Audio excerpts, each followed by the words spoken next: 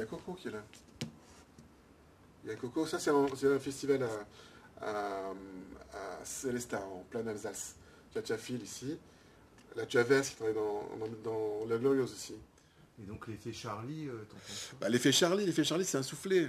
L'effet Charlie, c'est un soufflé. Déjà maintenant, je te dis, les politiques commencent à moduler, un petit peu à modérer leurs appels à la liberté d'expression.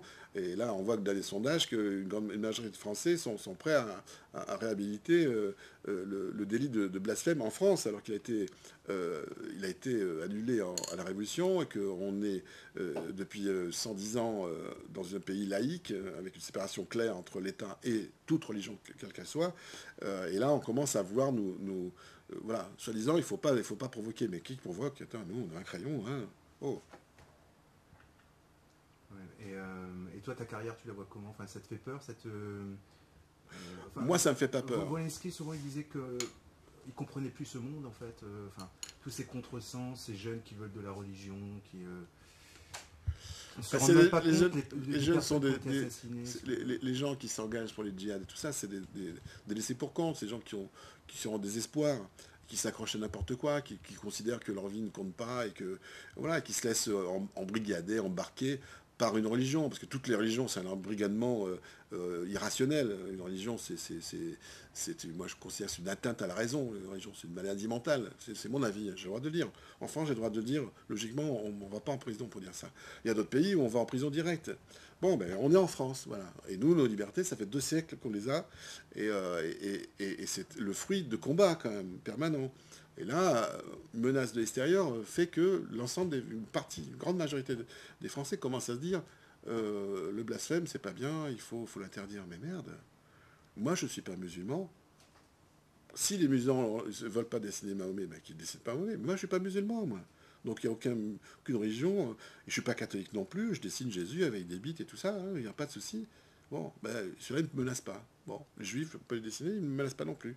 Et là, alors là, on dessine Mahomet, tout de suite, c'est une affaire d'État. Il faut arrêter un peu le délire. Hein. Voilà. Moi, mon message par rapport à ça est très simple. Il faut vulgariser. Voilà, c'est mon message. Il faut vulgariser l'imagerie. En France, hein, je ne dis pas faire ça dans leur pays, ils font ce qu'ils veulent. Mais en France, on a cette liberté-là. La liberté ne suit que si on ne s'en sert pas. Voilà. Donc, il faut vulgariser l'image de Mahomet pour qu'on n'en parle plus. Voilà. Parce qu'à partir du moment où on cède sur l'image de Mahomet, on va céder sur le jambon. Moi, je mange du jambon. Les musulmans n'en mangent pas, mais ça, c'est leur problème. C'est pas le mien. J'ai le droit de manger du jambon. Ils vont pas quand même commencer après avoir tué tous les dessinateurs de presse, ils vont tuer tous les charcutiers. Parce que c'est la même démarche. Et qu'est-ce que tu en penses sur les dessins des caricatures 800 ans après Jésus-Christ? Tu la trouves bien, la caricature? Je sais pas si tu l'as vue. Non, mais tu parles de Mahomet. Bah, Mahomet, jusqu'au XVe siècle, il était représenté dans toutes les miniatures perses, dans tous les écrits illustrés. Il y avait du Mahomet avec un visage. Voilà, il imaginait, évidemment. C'est de l'imagination. C'est comme Jésus. On présente comme un jeune et faible blondinet, barbichu. Il n'avait pas cette tronche-là, a priori. Donc c'est n'importe quoi, c'est une vision de l'esprit. Peut-on enlever l'imagination? C'est du roman, quoi. C'est une fable, tout ça. Peut-on enlever l'imagination de la caricature? Non. Non. Non, non. Mais justement, heureusement. Heureusement, surtout sur des personnages de fantaisie, sont des personnages de fantaisie. Donc on peut les imaginer comme on veut. Le Père Noël, je le dessine comme je veux, comme je dessine Mahomet comme je veux, comme je dessine Jésus comme je veux. C'est ma fantaisie. C'est de la fantaisie sur la fantaisie, point. Tu me l'as sorti tout à l'heure, ça. Je vois pas comment tu associes les deux mots. Sécuritaire, ça veut dire quoi? Ça veut dire qu'il faut embrasser. Moi, je considère qu'il faut, au lieu d'annuler des concerts ou d'annuler des festivals en se disant oh, il risque d'avoir des mouvements parce que les seins de presse, soi-disant, ils deviennent dangereux, au lieu de faire ça, non, il faut laisser la liberté d'expression, l'expression s'exprimer et protéger cette liberté. Donc si on a besoin de sécurité, d'avoir 2 flics derrière chaque dessinateur ou devant, ben, s'il faut passer par là, il faut passer par là. Alors, en parlant de caricature, qu'est-ce que tu penses du festival de caricature de la Shoah qui a lieu à Téhéran? C'était une provocation, ça. C'était une provocation.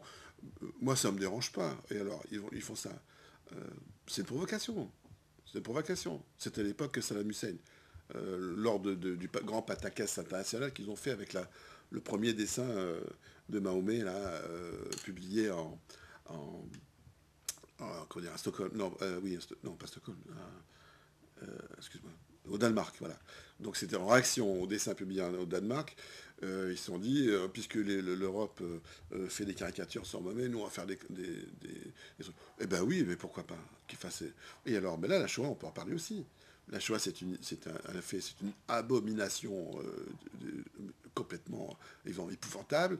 Voilà, mais c'est une phase de l'histoire grave qui a encore des conséquences aujourd'hui. Après, on ne peut pas non plus brandir la Shoah comme un bouclier. Il y a aussi des exactions derrière. Ouais, mais Charlie Hebdo, ils n'ont pas fait des caricatures sur des êtres vivants, ils ont fait des caricatures sur des choses qui n'ont pas existé, enfin sur l'imagé, sur l'imaginaire qui est donc le tu parles quoi? On revient sur... Non, alors que là, c'est un festival sur des gens qui ont souffert. C'est pas quand même... non, ça te révolte pas. Ça n'a aucun sens. Là, non. Ce qui a pas de sens, c'est d'accepter l'humour et la caricature sur un sujet et de ne pas l'accepter sur un autre. Tous les sujets sont des sujets. Voilà. Donc après, il y a deux choses entre s'amuser de quelque chose, dédramatiser, parce qu'on est là pour dédramatiser aussi, il y a une chose, et il y a autre chose que le négationnisme, c'est carrément autre chose. Ça. Et ça c'est puni par la loi, ce qui est normal, logique, et les dessinateurs, s'il y en a qui s'avisent de nier ou de laisser entendre que c'est une plaisanterie ou de quoi d'une caisse, évidemment, c'est condamnable. Il n'y a aucun sujet qui ne soit pas un sujet sur lequel on puisse parler, dessiner, débattre. Voilà. On parle pas de négationnisme, là, hein, on parle de caricature. Bon, après, s'ils font des caricatures, mais encore une fois, c'était une provocation. Une provocation. Ils ont considéré qu'ils étaient insultés par cette histoire de Mahomet, et du coup, ils ont provoqué en faisant des insultes. C'est imbécile qu'on pas bon, si ça les... Moi je m'en fous, c'est chez eux. C'est les pays qui sont au Moyen-Âge.